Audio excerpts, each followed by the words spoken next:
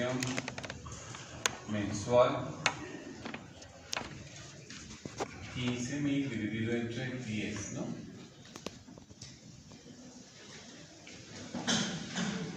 Esta es la anual. La dividimos entre 12 y sacamos la depreciación mensual.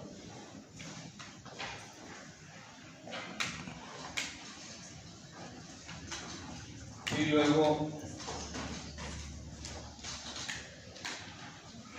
la depreciación acumulada, que era 1.500, se ve incrementada por 125 como la depreciación mensual.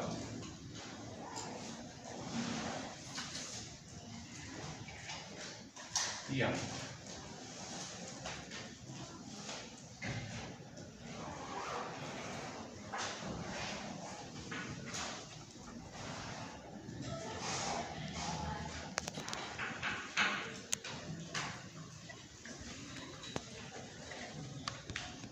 Entonces el valor neto de estos muebles preexistentes nos va a dar 12.000 al final de diciembre, ¿no? Ahí está. Porque si por año es 1.500, los primeros 1.500 ya se absorbió el pasado año, los segundos 1.500 se está absorbiendo en el año que estamos trabajando y 12.000 debería darnos como valor neto. La misma lógica aplicamos para los equipos de computación preexistentes.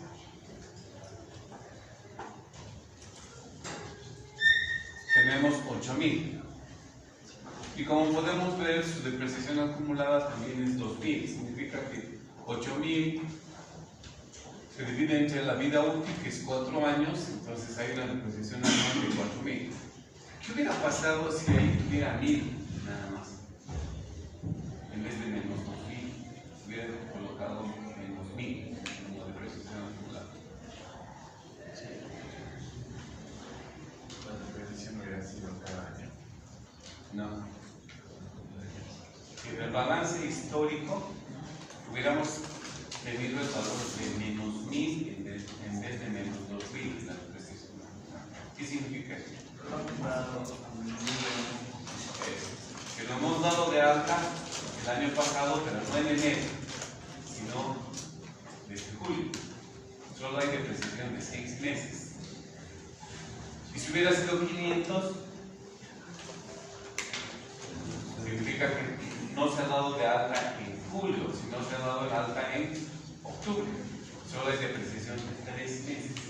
¿Entienden? Es puro sentido común, nada más poder saber esa depreciación de cuánto tiempo es. ¿Entienden? Ok, en este caso entonces tenemos una depreciación también anual.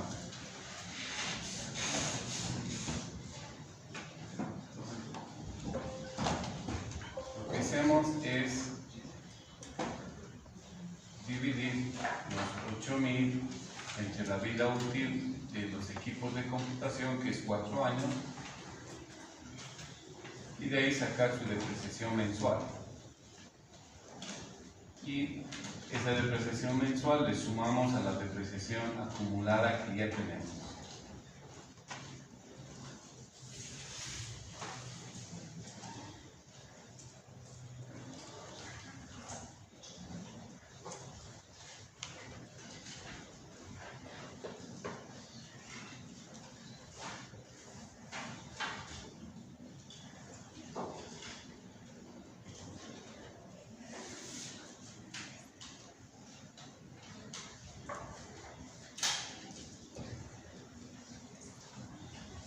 Entonces su valor neto de los equipos de computación nos va a salir 6.000, ¿no? En diciembre. ¿Por 4.000? Sí, 4.000. Nos da en diciembre. Cuando entonces este proceso de calcular la proyección de la depreciación y su valor neto de los activos preexistentes es mucho más sencillo que de los activos nuevos que ustedes han hecho y ya me han entregado, ¿no? Mucho más sencillo. Pero bueno, ahora lo que tenemos que es proceder a consolidar. porque necesito llevar al balance no por separado, sino por grupos. Entonces lo que vamos a hacer es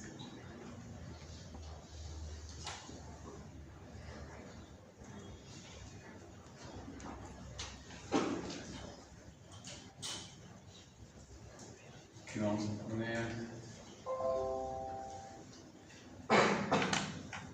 consolidación de la depreciación de los activos.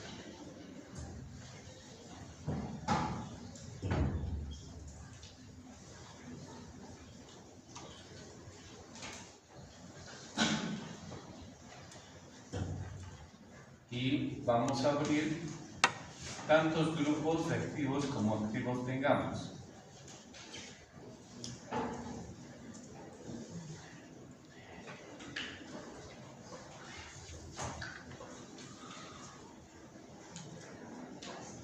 Ya.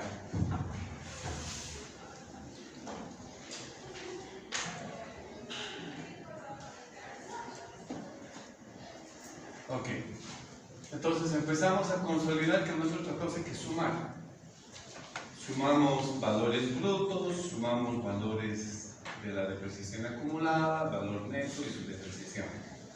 Entonces la primera línea, aquí arriba como nuevos activos no tengo terreno, pero abajo como los activos preexistentes sí tengo terreno. Entonces abajo tienen que aparecer los terrenos. Luego tengo el grupo de muebles. El grupo se llama, como habíamos dicho, en realidad el grupo se llama muebles y enseres. Entonces, ¿qué hacemos? Agarramos de arriba, en los activos nuevos, me fijo si tengo muebles. Sí tengo, ¿no? Claro, en enero no tengo nada. Y en activos preexistentes también tengo muebles aquí abajo. Ahí está. Lo que voy a hacer es suma. Pues decimos el valor bruto de los muebles preexistentes más el valor bruto de los nuevos muebles, que en el caso de enero es 0. Y después simplemente sumamos las depreciaciones, los valores netos, todo lo demás.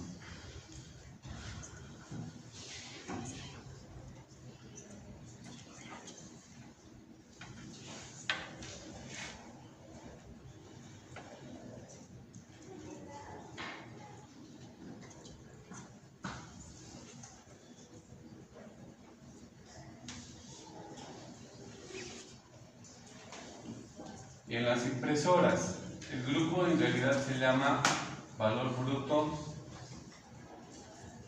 equipos de computación.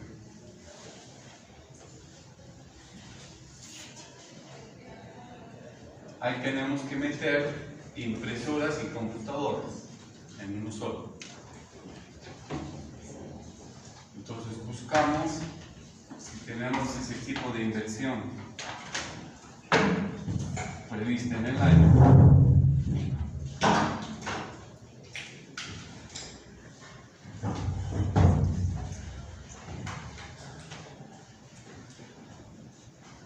Entonces acá tenemos impresoras, más abajo tenemos computadoras. Ahí está. Y de manera similar sumamos su depreciación acumulada, todo lo demás.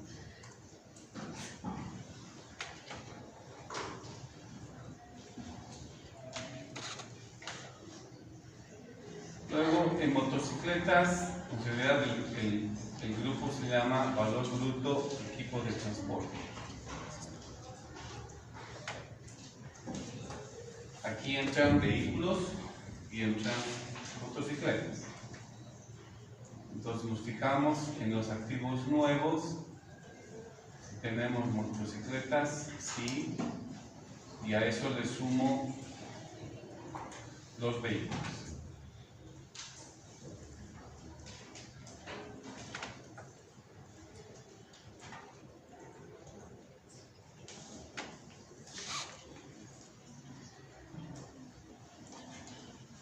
Y con eso ya tenemos consolidado en la parte inferior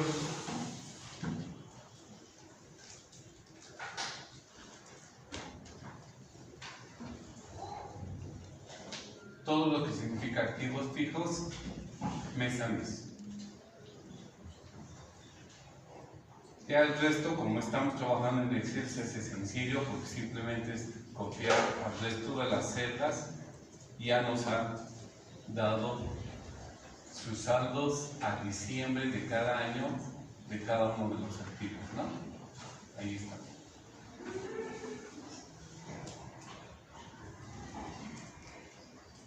Bueno, entonces esto con calmita en sus casas, en sus hojas de Excel, lo van consolidando.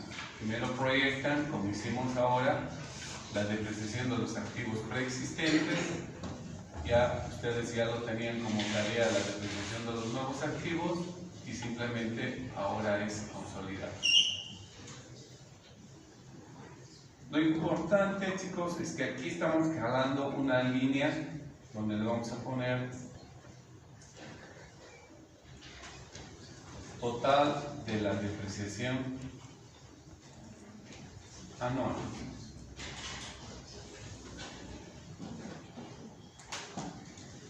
Porque tengo en mis cuadros proyectada la depreciación por grupos, ¿no ves? Y en nuestro estado de resultados lo que yo necesito llevar es una sola cifra, no necesito llevar depreciación acumulada. Lo puedo hacer, en realidad en las empresas, en el estado de resultados, si tienen centros de costo, llevan depreciación por grupos. Lo que nosotros estamos haciendo es proyectar. Y si se acuerdan, en el estado de resultados, en el formato que hicimos del estado de resultados, solo hemos colocado una línea de depreciación. Entonces necesito ahí colocar la depreciación anual para el año 2019. Y eso ya lo tengo acá. En realidad lo tengo para cada mes. Entonces la depreciación anual va a ser simplemente sumar las depreciaciones que tienen acá. Depreciación de los muebles, depreciación de los equipos de computación y de los equipos de transporte. Entonces estos 875 vienen a ser la depreciación mensual de todos los componentes. Y si eso lo vamos sumando mes a mes, tengo para cada mes la depreciación de todos los activos. Pero aquí lo que me interesa es sacar el total. Porque el total nos va a dar la depreciación anual, ¿no?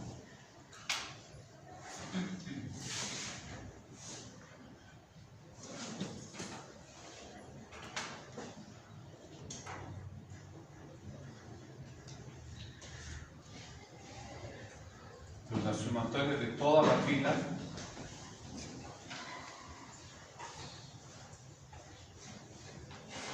esta cifra es nuestra depreciación anual.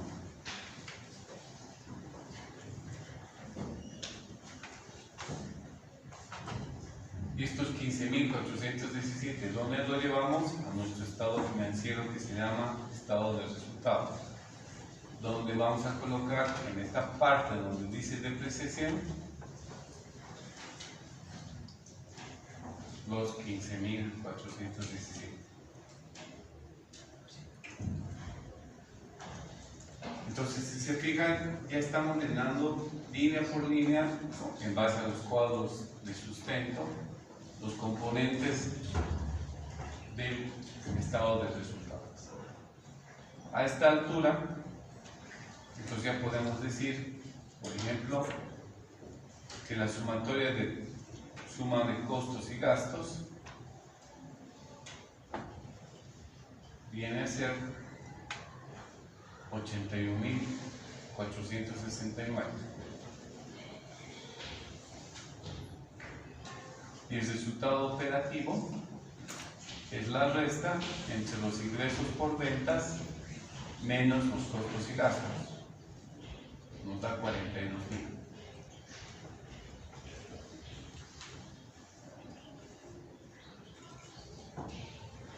Ok, ahora tenemos que preguntarnos si tenemos otros ingresos no operativos y otros gastos no operativos. ¿Y dónde tenemos que buscar? En el planteamiento del problema. Si algo por aquí nos dice que tuvimos otros ingresos u otros gastos, no tenemos nada por el estilo, ¿no? Entonces, si no tenemos nada, esto implica de que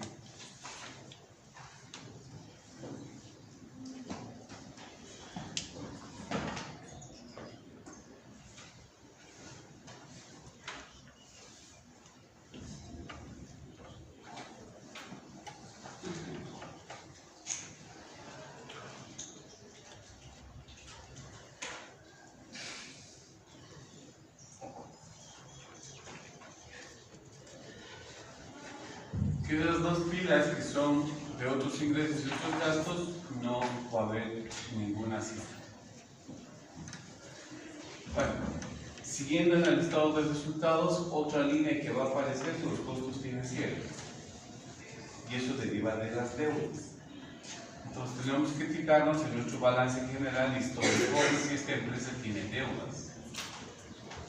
En el balance histórico, justamente ahí podemos ver en la parte del pasivo las deudas. En la parte del pasivo corriente nos dice porción corriente de la hipoteca, 15.400. Y aquí dice hipoteca, 37.000. ¿Qué significa porción corriente de la hipoteca? Significa que la hipoteca se está pagando en cuotas. Es una deuda de largo plazo. Pero esa deuda de largo plazo, una parte de la deuda tiene que pagarse en el siguiente año y la otra parte años después. Entonces, por eso que en contabilidad de toda la hipoteca se saca la partecita que se va a pagar en el siguiente año, que se debe cancelar en el siguiente año. Y todo el saldo de más se lo deja en el largo plazo. En otras palabras, estas dos cifras, los 15.456 y los 37.043, corresponden a la misma deuda.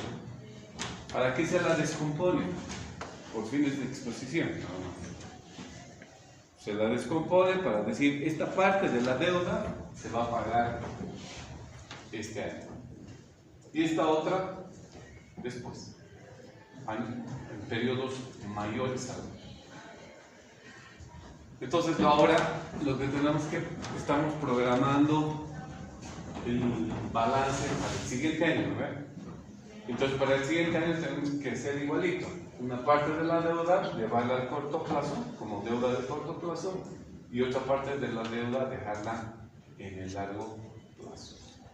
Pero no solamente eso, necesito proyectar cuánto de intereses vamos a pagar por esta deuda en el año 2019, porque esos intereses tienen que ir a figurar en el estado de resultados como costos financieros. Eso nos lleva a que, en pocas palabras, ¿qué tenemos que hacer? Lo que sabemos en matemáticas financieras. Debemos hacer el cuadro de amortización de la deuda. Y para ello nos dice en el numeral 10 la información correspondiente. Nos dice, el importe de la deuda correspondiente a la hipoteca son 52.500. ¿De dónde sale este número? De sumar 15.456 más 37.043. Si suman, son los 52.500. La hipoteca tiene todavía una deuda pendiente de 52.000. Y dice que esta deuda hipoteca contempla una tasa de interés del 12%, y para pagar estos 52.500 tenemos un plazo de 3 años. Y la deuda se está pagando, dice, mediante cuotas mensuales iguales. Entonces, esa información ya nos está generando el tipo de sistema de amortización que vamos a utilizar. Y cuando me están diciendo cuotas mensuales iguales, me dice que el sistema debe ser el sistema francés. Entonces, tienen que leer para saber qué tipo de sistema de amortización vamos a utilizar. No hay uno solo, ¿no ven? La gente que vio conmigo materia financiera, por lo menos vimos 4 sistemas. ¿Y cómo determinamos a qué sistema pertenece? De acuerdo a la información que nos dan. En este caso, me están dando información de que las cuotas son iguales. Y si son cuotas iguales, de entrada ya sabemos que el sistema que tiene cuotas iguales es el sistema europeo o el sistema francés o el sistema de amortización de la deuda. ¿Qué nos resta hacer? Elaborar el cuadro de amortización. Eso es lo que tenemos que hacer.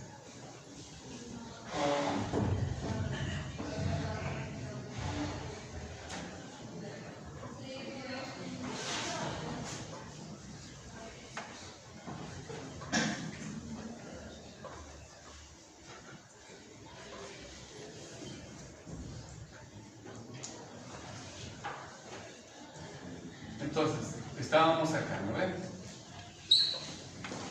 No tenemos nada de otros ingresos, no tenemos nada de otros gastos. Si tuviéramos, haríamos esta operación a los 42.000, le aumentamos los otros ingresos, le quitamos los otros gastos y nos daría el resultado antes de intereses, antes de impuestos. Y ahora, ¿qué aparece en la fila de los costos financieros? Pero los costos financieros son los intereses de la deuda que tenemos. Hay que cuantificar. ¿Cómo lo hacemos? Como les decía, necesitamos elaborar el cuadro de amortización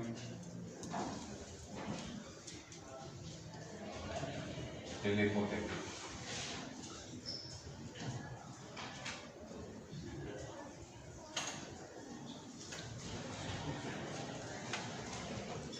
¿Cuáles son los datos que tenemos?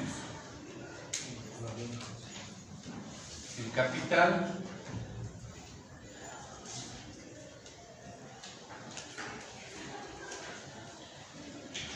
pendiente de pago. Necesitamos la tasa de interés y necesitamos el plazo.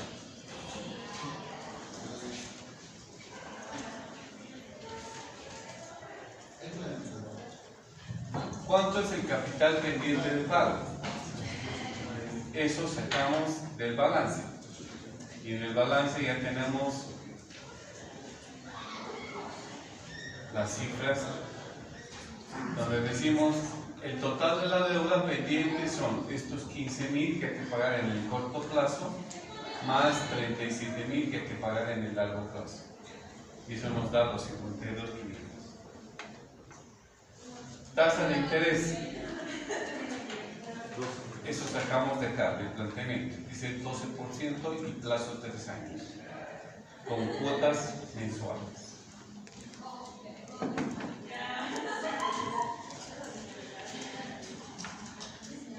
Entonces, tasa de interés 12% y el plazo son 3 años, ¿no ven?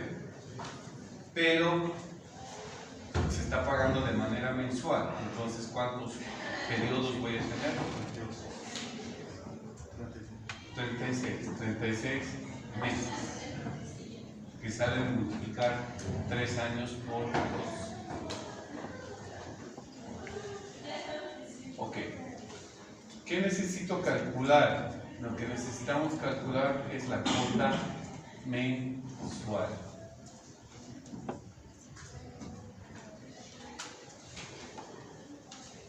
Eso necesitamos calcular, no tenemos, no nos da, pero sí nos da información para poder calcular.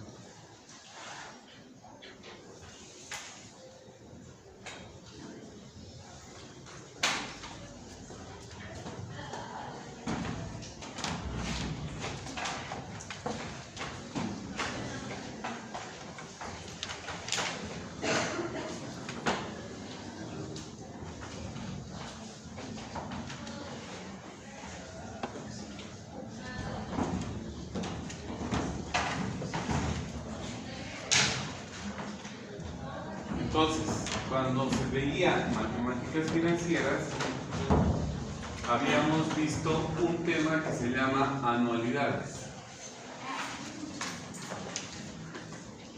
Y dentro del tema de anualidades habían visto el tema que se llama anualidades simples, ciertas y ordinarias. Esta es una tipología de anualidad. Y en este contexto habíamos visto que el valor futuro de estas anualidades simples, ciertas y ordinarias no era otra cosa que decir uno más, uno menos,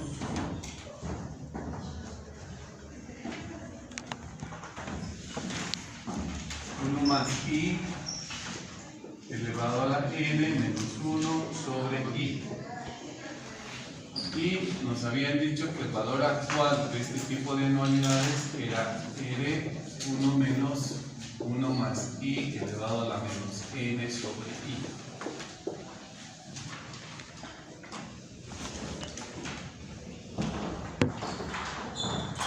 Entonces, una de las aplicaciones que se da a las anualidades, ¿tú te acuerdas qué son las anualidades? No me sirvió. Voy a matar. ¿Cómo estás aquí? No te acuerdas. ¿Qué son las anualidades?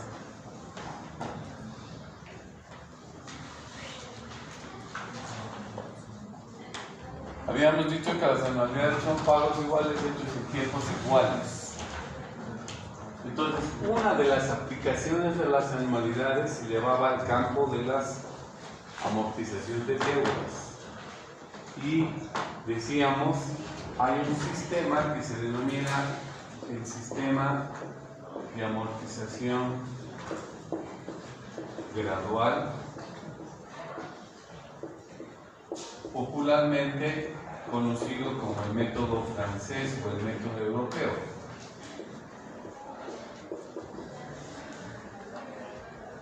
Hay el método alemán, hay el método americano, hay el método de amortización con cuotas crecientes de manera geométrica, de manera aritmética. ¿No? Les recomiendo que revisen. Ok. Pero este sistema de amortización gradual tenía una particularidad, de que estas ERES, que para nosotros son anualidades, estas ERES, cuando se trata de una deuda, lo asimilamos como cuotas. Y entonces decimos, cuando estamos trabajando con deudas, que la cuota periódica, lo que hay que pagar al banco, cada mes, cada año, cada semestre, depende, porque puede ser distintos periodos, tiene en su composición la devolución de una partecita de capital y el pago de intereses. ¿No? Entonces, cuando uno lleva plata al banco, lleva para devolver una parte de capital y para pagar intereses. Esto es lo que normalmente compone una cuota. Si la cuota es mensual, entonces estamos pagando un capital, una parte del capital en forma mensual y los intereses también en forma mensual. Pero si pagamos con cuotas anuales, entonces estamos pagando un capital anual y un interés anual. Eso es muy diferente.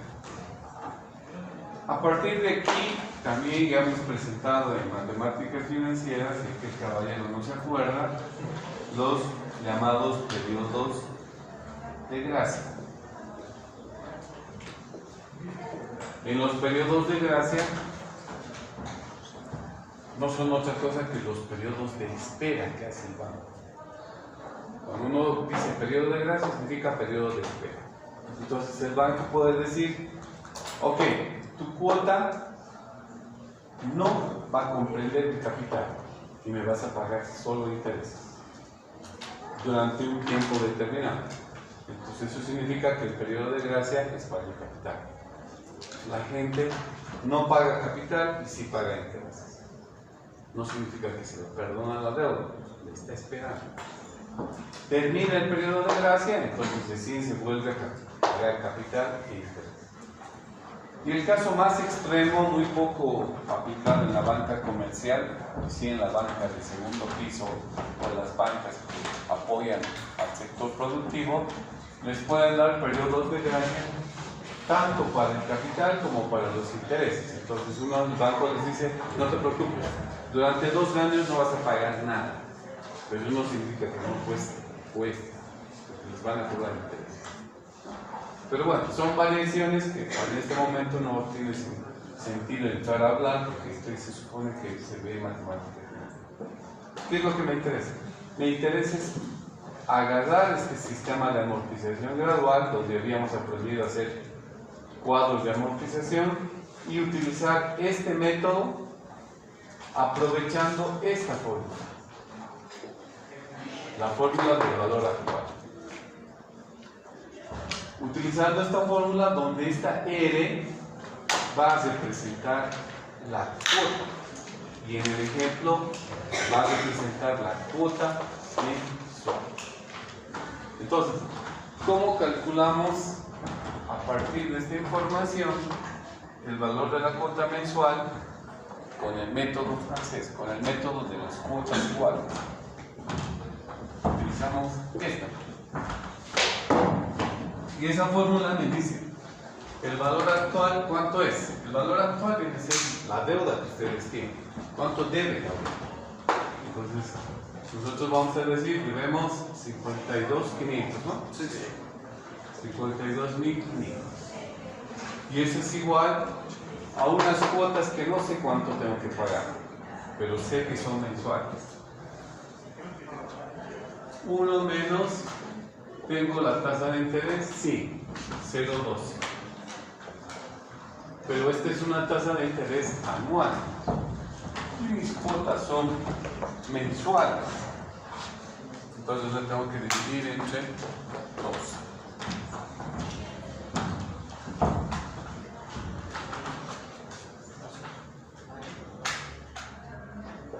0,12 sobre 12, y voy a elevar a menos ¿cuántos periodos? ¿Cuántos periodos tengo que pagar? 36. Que viene a ser N por J en la fórmula, donde N es 3 años y J es meses. 3 por 12, 36. Y a partir de acá es donde sacamos el valor de la cuota mensual. Entonces, calculen todo esto y lo llevan a dividir al otro lado.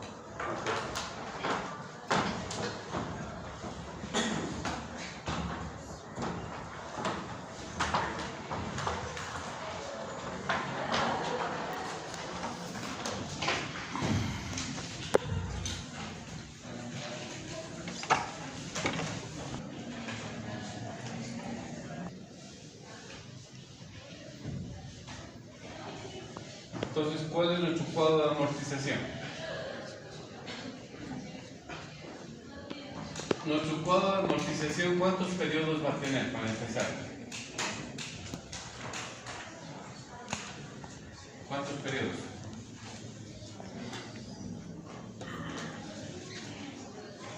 ¿Cuántos? 36. ¿Por qué? Porque hay 36 pagos que hay que hacer. Entonces, nuestro cuadro de amortización va a tener 36 periodos. Lo voy a hacer de manera horizontal, ¿ya? Hasta este mes 21, 29,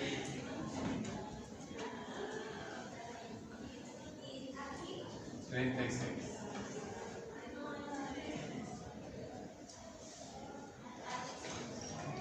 ¿Cuáles son las variables que vamos a tener en nuestro cuadro de amortización?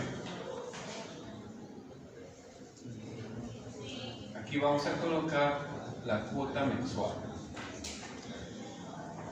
Luego vamos a colocar los intereses corrientes.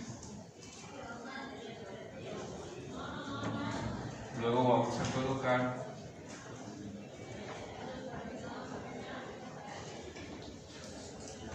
la amortización de capital. Y finalmente el saldo insoluble.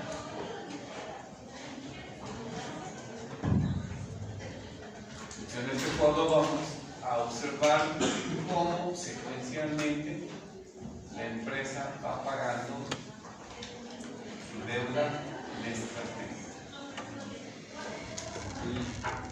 El valor de la cuota mensual se va a entrar aquí, ya la tenemos calculada.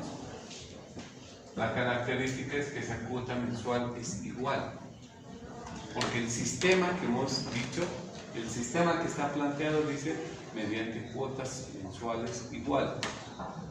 Entonces, esta es la cuota que no va a cambiar en el tiempo. Los intereses, ¿cómo van a ser su comportamiento de los intereses? Van a ir variando, pero ¿cómo su comportamiento? De mayor a menor. Eso, va a ir de mayor a menor. Va a ir reduciendo los intereses, ¿por qué? Porque se va pagando la deuda, ¿no? La amortización de capital significa cuánto está reduciendo su deuda, su capital, cuánto es la deuda que está pagando. Acuérdense que cuando pagamos la cuota, una parte va al capital y otra parte a los intereses. Entonces, si es así, los intereses es la ganancia del banco. Y solo la partecita del capital va reduciendo o aliviando la deuda que ustedes tienen pendiente, ¿no? Entonces, en esta casilla nosotros tenemos que descomponer en dos la cuota. Una parte en intereses y otra parte en amortizar el capital. Y en esta otra, el saldo insoluto es simplemente responder, ok, ahora que ya he pagado una cuota, ¿cuánto todavía debo? ¿Cuánto es el saldo? Si todo se elabora bien, este cuadro, cuando acabe los 36 meses, porque estamos haciendo un cuadro de amortización en forma mensual, aquí el saldo en esta celda debería ser 0. Eso significa que se terminó de pagar la deuda. Bien, eso me lo hacen. Ustedes hacen eso y luego en clases yo lo hago. Pero no como tarea, porque este es muy sencillo, muy fácil, ¿no? Háganlo para que tengamos este cuadro.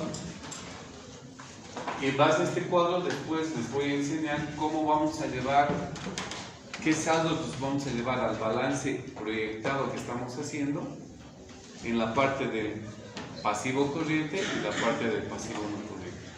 Y luego de este mismo cuadro van a salir los intereses que tenemos que llevar al estado de resultados. Pero este cuadro sirve para otros 2 años más, porque como este cuadro está elaborado para 3, yo voy a sacar datos solamente para el primer año, pero para los otros 2 años ya está. Si quisiéramos proyectar balances del año 2020 al 2021, esto me serviría. ¿Preguntas?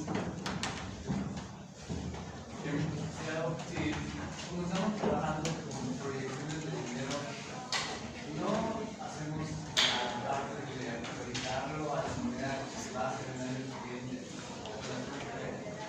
Trabajamos con el valor actual.